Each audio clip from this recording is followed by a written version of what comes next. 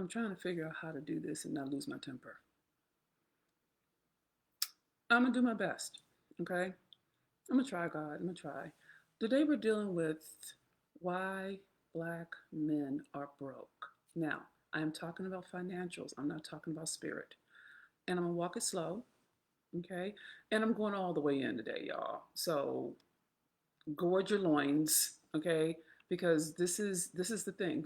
Start sharing, start tagging, download, um, subscribe to the Hot Mess Millionaire podcast because I'm going to be Professor Reese today. Today I'm going to go back to school. I was a tenured professor before I became an entrepreneur.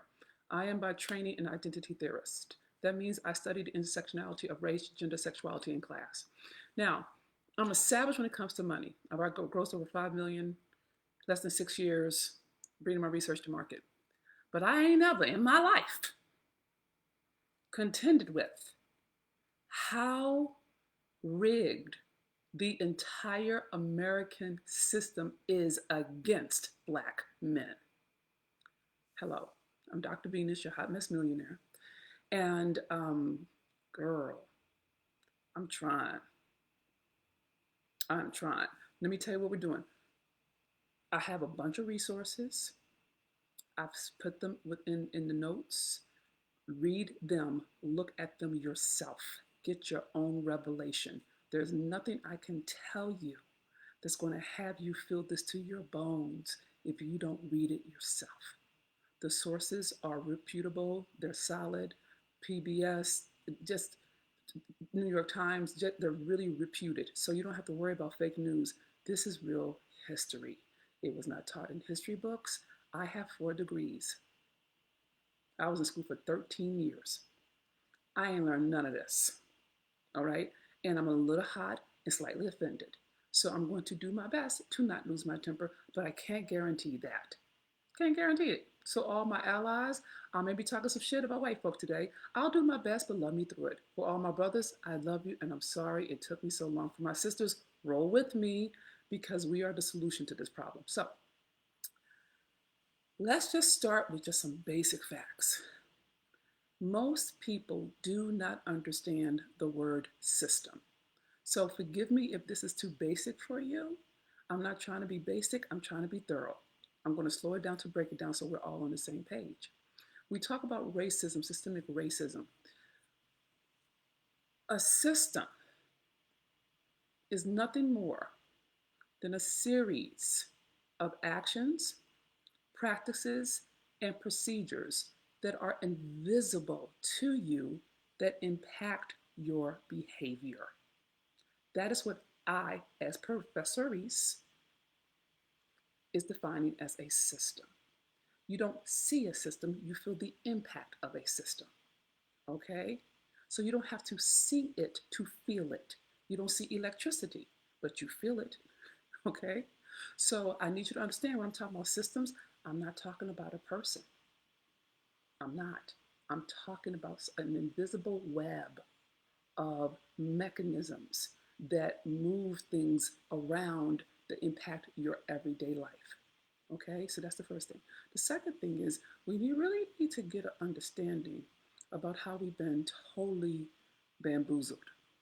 Okay, you and I, as people of color, as women, as po people, pick your poison. Yes, you should be sharing. Yes, you should be tagging. Do it now. We have been so snookered. I'm frustrated with how snookered we've been. Let me explain. As I go back and just apply my multi-million dollar brain on Black men, I am dealing with the brutal brilliance of white supremacy. I'm not talking morality, I'm talking about the systems. The challenge for people of African ancestors, we have no infrastructure. I'll get to that in another talk. What we have to contend with is that you and I have been trained to focus on race. It's like a false god. We're looking at arguing about race and fighting for race and all that. That's not the rub. The reason why Black men are broke, for real, sis, is because they are the money machine for white supremacy. So we're over here focusing on race and they're focusing on profit.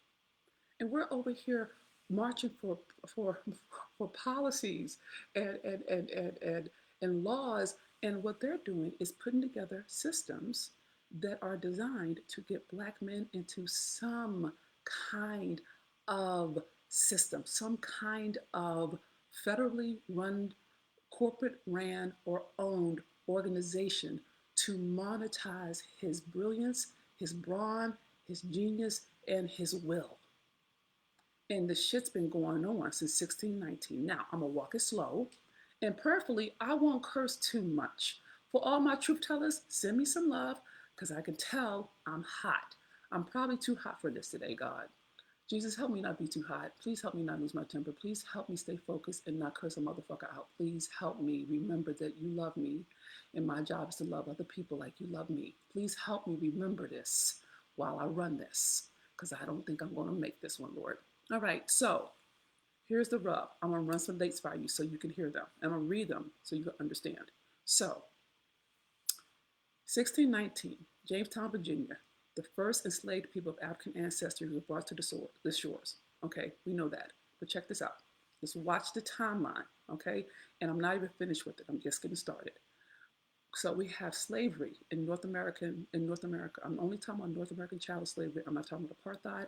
I'm not talking about colonialism. I'm only talking about North American chattel slavery because that's my research. Okay, that's the only reason. I don't want to misrepresent. I can talk about what I know. Okay, let's say slavery went from 1619 to 1865.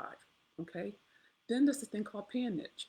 Peonage is like being a peon. It's a European phrase, but it's when you're low ranking. Okay, and the way peonage worked, you may want to write this down.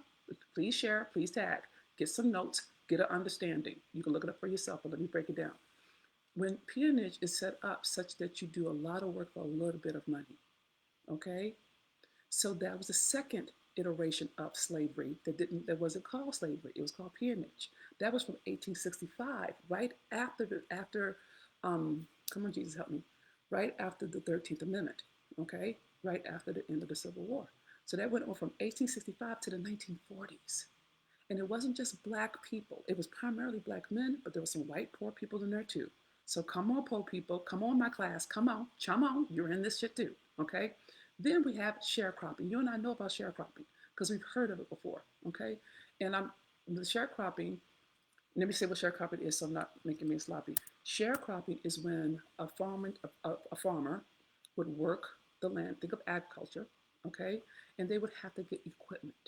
They would have to get seeds, they would have to get a plow, they would have to get a horse. And what would happen, God help me, what would happen is the owner of the land would inflate the price. They would inflate it by 90%. I mean, I want you to understand 90%. So that meant that if you bought the seeds and the equipment and you have to work the land, there's no way to get out of owing the landowner because you're being charged 90% interest. Do you see what I'm saying? So your sharecropping means that you're supposed to get a share of the profits after expense. But if it's set up that you're always in debt to the planter, to the owner, you're screwed. And that was this right after the moment Black people, people of African ancestry, were free. We're talking 4 million, 8 million people. Now that means all that labor that white supremacists was dependent on, they ain't got it no more. So they came up with new tricky ways, slick and fucking clever ways to do it because in the 13th Amendment it says you can't have slavery unless it's for a crime. And they started to create different ways to make crime. And it made us look like we were criminals. It made Black men look like they were criminals. So the numbers are inflated. I'll show you that in a moment. This is what we do timeline right now, okay? So that was sharecropping. That started from the 1870s to the 1940s. That means your mama was alive, okay, when sharecropping was happening. Not your great grandmother, but your mother. You know what I'm saying? So let's walk that. Now we get to convict leasing, girl. Honey, I'm like, Jesus. There's a movie that I put in here because my heart can't take it. It's a movie called Slavery by Another Name. They do it better than I could ever do it. and they break down convict leasing. But let me help you understand why it's important for our men today. Convict leasing was the replacement of slavery. Now, slavery sucked dirt, okay? However, because slaves, our physical bodies were considered capital. Our bodies were money. Our bodies were money, and our effort, our labor was money. So we were money two ways. We're money in terms of, oh, I need this property. I need this machine called Black Body to do the labor. And the labor actually produced the cotton or the sugar cane or the tobacco. You see what I'm saying? So we had two kind of monies. That meant that the owner didn't want to damage that body too bad. If you damage that body too bad, you're damaging you're screwing your money. You see what I'm saying? Once once slavery ended, and some brilliant white man, God bless their hearts, came up with, ooh, let's make some laws to enslave primarily Black men so we can get them to work for us for free or for a little bit of money. And that is when convict leasing started. So right after 1865, when you couldn't have slaves, they started to create silly laws. I mean, silly laws like if you steal a pig, you're in prison for 20, 30 years. That's how far it went. The biggest law that was the biggest, flimsiest, and the most yucky was vagrancy. It just meant that you didn't have a job. Well, if you just got off slavery, you ain't got no job. So they will round up men of African ancestry. You see what I'm saying? And they will make up adultery, thievery, all this. But it wasn't true. But it gave them a reason to put them in jail and name them a criminal. And if you're a criminal, now you have no rights. You don't have to worry about labor rights, labor unions. They can just damage your body. They don't have to feed you. They don't have to do anything. And when you die, they just replace you with another convict. Do you understand? I need you to understand this.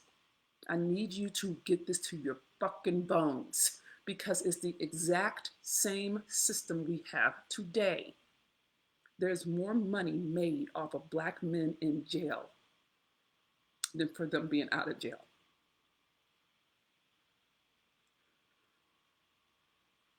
There's more money made from them being in jail because you're taking care of not only the labor that they're doing for the government and for private companies, but you're also dealing with the phone systems that do the calls. You're dealing with the jail pen to hold the people in jail. You're dealing with bonds. You're dealing with God have mercy, Jesus. You're dealing with clothing. You're dealing with pillowcases.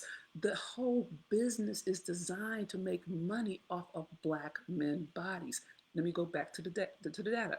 So after 1865, when they started to do these new laws that were just really, really minor infractions, but for major problems, for major time, the numbers changed. So before 1865, I was based on what I've been reading and listening to between the 1830, 40, maybe up to 1850, people of African ancestry who were enslaved were considered loyal. After 1865, going into 1870 and 1880s, they were considered criminal. And this is how it works. When they started to change the laws and they were looking for free labor, caste system, I have a book somewhere. I can't do it right now, but I have it somewhere. They created these made up laws, put Black men, it was mostly Black men. We're talking 90% Black men. Women, you were too, but not like they did the brothers. And because they trumped up the charges and they documented it, it looked like Black men were criminals. It didn't account for that all of that was made up for free labor. So you go from looking at, so now you have sociologists, you have academics looking at the data that says, ooh, 90% of the people in jail are African American men. They must be savage. They must be bestial. They must be ignorant. And that's where we get all the caricatures from. Do you see what I'm saying? I need you to understand this. I need you, God, please help me. Please, Jesus, help me, help me, help me, help me. Holy Spirit, activate, do something. I need you to understand how this happens, how this works. If you get the law to document that Black men are stealing, raping, plundering, killing, and you put it on the books and you write it down like it's the truth, then that data gets picked up by newspapers. It gets picked up by school, like by teachers, it gets picked up by other racist people, right? And it gets circulated and it becomes the truth. it becomes the truth in the imagination of white people. So black men have no credibility at all because the way the system is set up to discredit him because he is a natural born criminal. I hope you're picking up what I'm putting down. I'm not saying it's true. I'm saying it's fucking smart. I want you to understand that you and I, us regular folk, we would never know this. Black men don't even know this. They just know they get picked up with some bullshit and other people don't. That's what they know. But that's how convict leasing works. And if you look at something, God forget, God bless my heart for not for saying this, but if you look at something like a George Floyd moment, that's the same thing they did to convict leasing. That's the boldness of his executioner looking the camera in the eye is the thing that changed me because it's set up to look as if black men are not human, that they're animals, they have to be controlled, they are violent, and none of it's true. Now, I will say every race has its own pathology, every human group does what they do. I'm not suggesting that all black men are saints. I'm a fucking sinner. I'm a heathen. I'm a proud heathen. So I know if I'm doing some bullshit, I know other people doing some bullshit. So I'm not trying to make anybody innocent, but I will not lie. If you go and look and read for yourself and stop listening to see fucking NNN or Fox News or the Kardashians, you will see this. Do not take my word for this. Read it for yourself. You won't believe me. I don't want you to take the case online. Go read it for yourself and get your own revelation because you won't believe it until you see that that's your brother or that's your uncle or that's your father. And we thought they left. No, baby, they got took. They got took. They were around the chain gang. I ain't even going through my whole timeline yet because I'm too hot. I'm gonna come back, Jesus. I'm gonna come back. But in the meantime, I need you to understand that there has been an intentional, decade by decade restructuring of slavery tied to black male labor that's designed to keep him indebted to whiteness for generations. As a black woman, I get a pass because they don't think I could beat their ass, but they know a brother could. They don't think that women across the board are a threat to them because we really are talking about white men. We're talking about white men in power. And if we get black men having their own money, they will take their shit. And to be rightfully so. I'm not saying I'm malicious, I'm saying out of brilliance. So if you have it set up so that every avenue that they take leads to jail, or you set it up such that even if they go to school, God bless them, and they say they have a mental disorder, they end up institutionalized. I'm just saying you got to start thinking through it. Otherwise, you're going to keep believing the propaganda, and it's not accurate because it's not telling the whole story. Okay, I'm going to go back to my notes.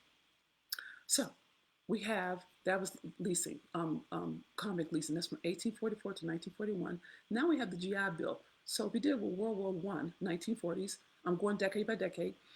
We deal with that black men, over 4 million black men went and served, but when they came back, they got lynched. So that's that. But then let's deal with the GI Bill. The GI Bill was built so that men, veterans who went and served the country could get education and loans to have homes.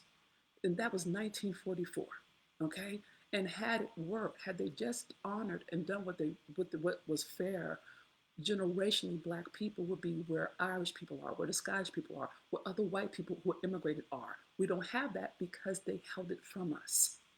They held everything they could from black men. I'm not suggesting black women go through it. I'm just talking about the money right now. Okay? Black women couldn't make the money the way that black men could. Whole nother conversation. My point is this. It was deliberate. Then we go from the GI Bill being denied after World War II to redlining. Redlining is when racist, white people, realtors, changed the geographical structure of who could live where, different zip codes, to actually have black people not be able to get homes, to get good loans that had reasonable interest rates. And that still happens to this day.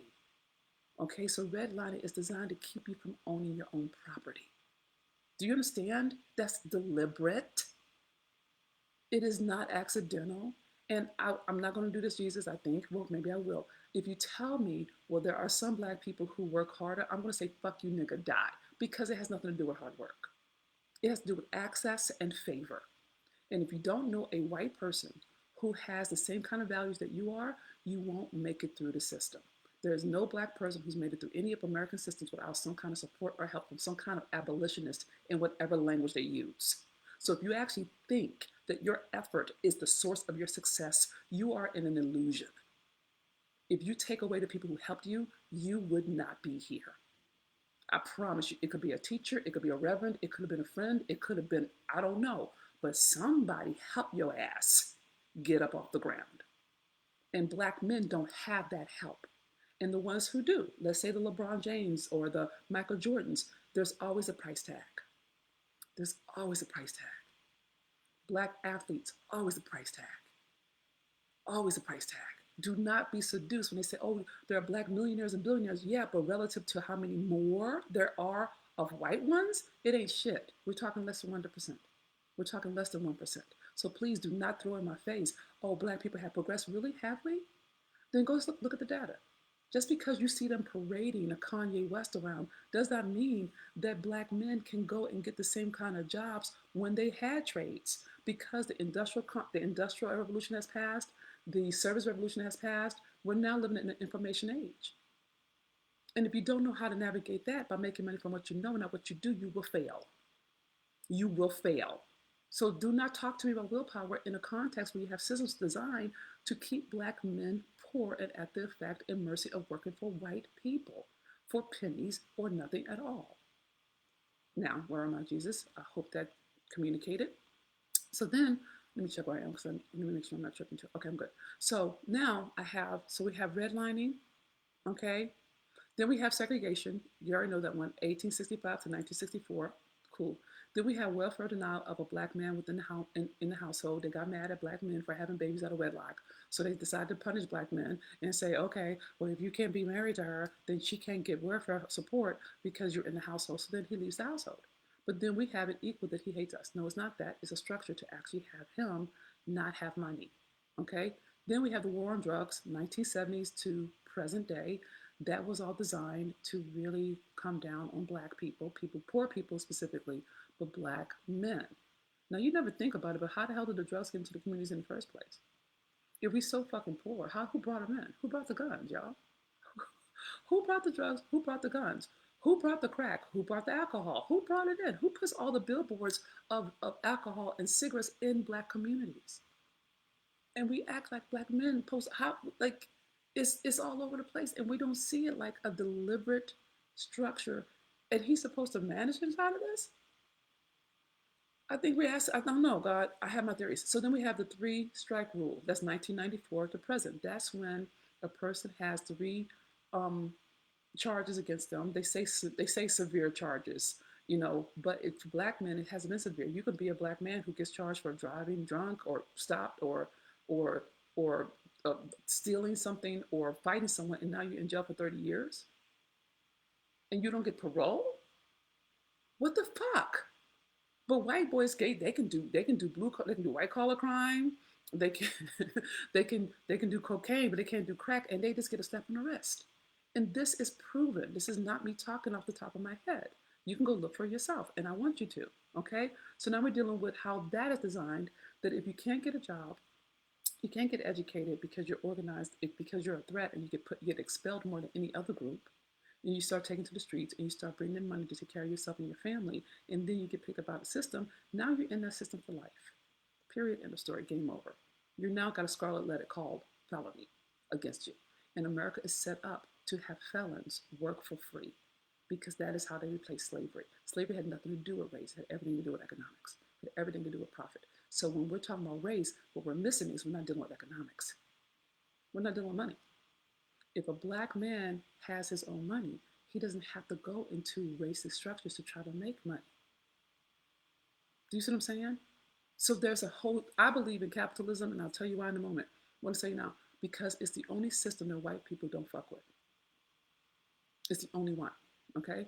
So I got my three strikes. And then we have Driving While Black, the automobile and blackness, and I got a movie in there for that. The prison pipeline, By kindergarten, by the third grade, black men are already online or structured to go to prison.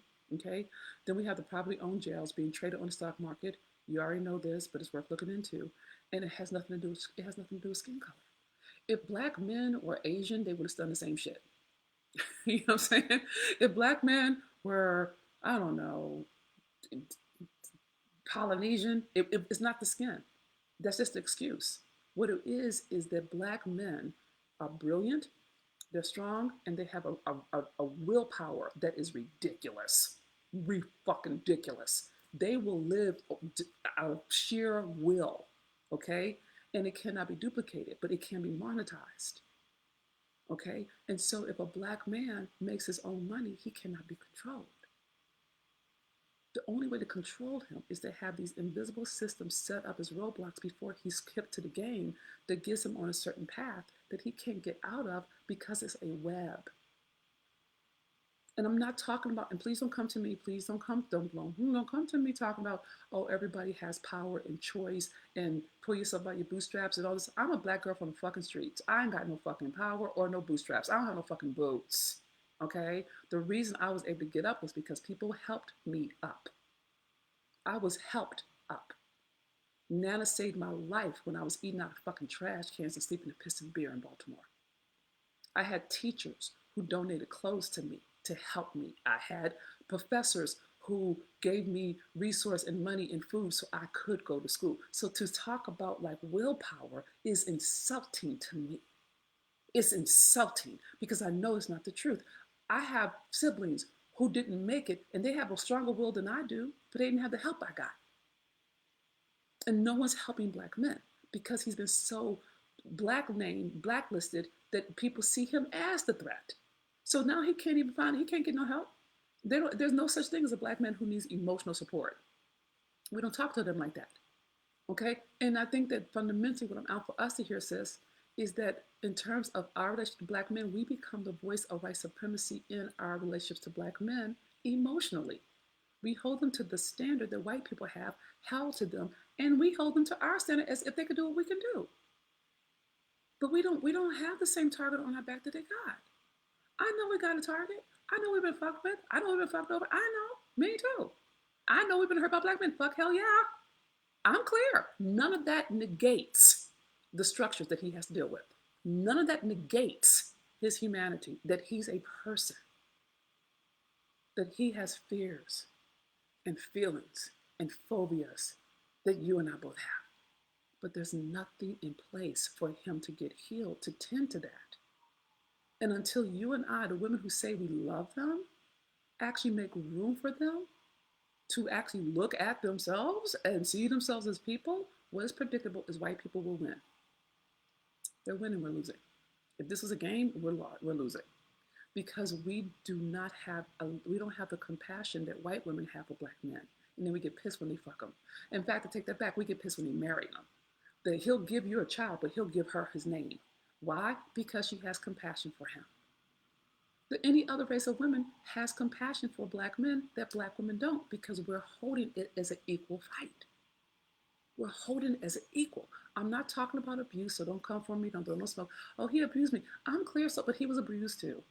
I'm not saying there's an excuse. I was abused. Everybody, shit, I don't know anybody who wasn't. On some level, emotional, physical, mental, blah, blah, blah, yeah. But if you're not willing to heal it and use it as an excuse to come at him, why would he stay? I'm not advocating for him to stay, but I don't want you to bring some excuses to me saying, well, you make an excuse for black men. No, bitch, I'm making shit clear. It's called an X-fucking-nation, so you'll understand what you're dealing with. That's what I'm doing. If you want to, please don't, Jesus, Holy Spirit, activate, help me. Remember that I love you, Lord. Okay, my point is this. White people say we make excuses. And when black women say that, I know that they're speaking white supremacy in my ear. Okay? Because if you're saying make excuses, that's a very, very arrogant position.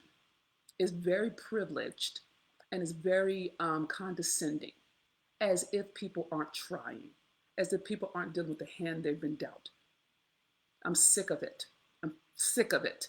Please don't tell me I'm making excuses for another human being who has been set up to fail. If it was your child, you wouldn't be saying that. And for parents who have children who have special needs, they know what I'm talking about. So you just be mindful. Walk it slow, sis. I wouldn't do that with me. I wouldn't, not today. Maybe tomorrow. Not today. I don't have the patience. I'm dealing with white people shit today. My point is this. There is, so I got prison, privately owned jail. My point is this. You and I have been trained to relate to history through a white supremacist lens that has left out everything that they have done and are doing that undermines Black men having their own money, including making sure Black women have it, including making sure Black women are the most educated group in North America and Black men are the least. Don't you find that odd? How come Native, or no, how come Asian people aren't, Asian women aren't the most educated? How come it's Black women? Do y'all not find that? Sometimes I feel like I'm crazy. Like, am I tripping, God? Like, but Black men can't get that? Why? There's got, like, so please be mindful. There are systems in place that we can navigate because of gender. And if you're coming down on a Black man, take the case that you're a white Black supremacist. And I mean that. And if you're a Black man coming down on Black men, take the case that you're a Black white supremacist who's in blackface for Black men. I'm done with it. If you're not accounting for the context, if you're not accounting for the structures that people have to contend with in order to live, then you're full of shit. I don't care what color you are. I'm gonna fuck. It's like if a woman is raped and you say she brought on herself, I say fuck you too. Because you're not contending with the context. You're not contending with this. There's whether she's walking down the street butt bald naked doesn't give you a right. So why would it be okay for a Black man to be beat, all the things, raped, sodomized, all the things, and then be blamed for being traumatized? And be blamed for being angry or frustrated or depressed or anxious or silent. How the fuck is that okay? How is that okay? I'm trying to understand how the hell he can go through all kinds of shit, but he's supposed to be strong? But let it happen to a Black woman or to a woman, or it's like, oh, we cry mercy, but we can't give him nothing, not even a bone of grace. And God forbid you call yourself a believer, then I'm coming for that ass, because Jesus never did it like that. He never did it like that. He would never do that. He never told the woman at the well, bitch, you know, I know you fucking 7 niggas. Come on now. He never said that. He didn't do it like that. He's like, look, sin no more. Not a problem. Your accuser ain't here. I ain't got nothing to say about it. Deuces, you handle it. Don't do it again. I'm out your business. That's how Jesus rolled. He did not condemn her, but we condemn him. And we say we love him. And then you wonder why he's fucking other women. I don't understand why we think that they're supposed to hang around if we treat them like shit. If you don't want to be with a Black man, I'm fine with that. But don't come over in my house bashing them. Go somewhere else. Go to all the other hateful, hurt, wounded women and bash over there. Go on now. Go on. Shoot. Go shoot. Go on over there. But I'm over here trying to build some shit. And I'm building it with him. And it's not because of skin. It's because I love his fight. I love him. I love that he did not quit. He didn't let us quit. And we don't remember that. We remember tending to his back, but we don't remember him killing a motherfucker because of us. We don't remember that. When we talk about history, we talk about how we tended to him. We don't talk about what he gave up to protect us. And they don't get to talk about that because they're always defending themselves against all the strict systems in place against them. And we won't give them a bit of grace because we're mad. And instead of getting healed, we get revenge, we retaliate, we keep their kids from him. We call the police on him. It's just, you just want to know that. To me, that's some white people shit. That is white people punishment to Black men for stepping out of line that what black women have taken on. I'm not saying you're wrong for it, sis, so please don't hear that. I'm passionate about it, but I want you to be clear, it's not your fault. You were trained by white people just like I was. And we were trained that Black men are bad. They're no good. But that's not the truth. They're wounded. They don't have to know they're wounded. We know they're wounded. And if somebody doesn't love them enough to stop reacting to his reactions, to give him some space, for him to do self-reflectivity, for him to see himself as a person, how is he ever going to heal?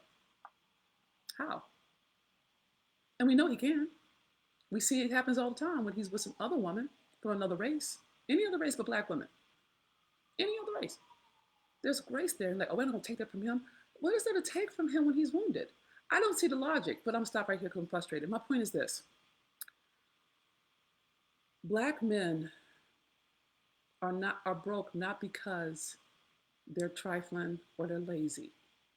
They're broke because their hands are tied. They've been checkmated by a system, a series of systems that we are born into. And if we want to actually have generational wealth, if we want to have thriving Black families, if we want to have Black love on the other side of trauma, what's going to have to happen is we're going to have to heal. And the way we heal is that we actually address the humanity of the other person. We have to be able to be in their shoes and see it from their point of view. That doesn't condone bad behavior. I already told you I'm a heathen. I done some stuff. You, girl, please. That's not, and I'm accountable for that. But that doesn't mean I can't have compassion for him. And I'm asking my Black women who love Black men, not the wounded ones who are broken. You can keep your broken ass over there being mad. I'm not taking you on. I'm not fighting you for your limitations. I'm only talking to Black women who are committed to healing her emotional trauma and her historical wounds around not being heard when she was screaming, and his emotional traumas and emotional wounds when he was being debased and sodomized and beaten and torn down so he doesn't have any sense of respect. Those two wounds fight in our current relationships. I'm going to be doing a work day about this. I'm going to raise some, I'm doing a fundraiser about healing with him in February. I think February 5th. I'll keep you posted once I get clear about it. But I'm taking it on. And my prayer is that you'll take it on with me. So prayerfully, I didn't offend too many people today, Jesus. I'm falling back, I'm falling back, I'm falling back, I'm falling back. God, I'm falling back, I'm falling back. If you fed by this word, it's like, give me words like, affirm the word, please pay it forward. Please pay it forward. There's nobody out here in these social media streets talking about the stuff I'm talking about, okay? And for my Black women, know that I love you, girl. I'm not coming at you, I'm coming for you. And my intention is to actually pull us out of that trap of buying into the propaganda that keeps us separate from each other. Healing is a choice. You have to be willing to heal. And if you're willing to heal, we can transform this whole world. It won't take us long, but we cannot do it without him. And I wouldn't want to. Okay? So, sis, please remember you are God wrapped in flesh. You are the Alpha and the Omega, the beginning and the end. You are the head and not the tail. You are the lender, not the borrower. You are the righteousness of God. Nothing on this planet moves without you. In your word is life. In your breath is life. You are life incarnated. You're the best that has ever been. You're the one that God said was coming. You are the answer to millions of people's prayers. You are everything good and holy about life. I need you to remember who you are. I need you to remember who the fuck you are. You're not a regular bitch. You're not an average bitch. You are God made manifest. And it comes from you, sis. It doesn't come from anybody but you. Okay? So know that I love you. And for those of you who are new to me, I should have told you I curse, cry, and pray sometime in the same sentence, so forgive me. But my heart is pure. Okay? And for my brothers, know that I love you. And I got you. My allies, thank you for amplifying my voice. And thank you for walking with me. Please pass this broadcast. Please share this word. And let me hear from you. This is Dr. Venus, your Hot Mess Millionaire. Goodbye for now.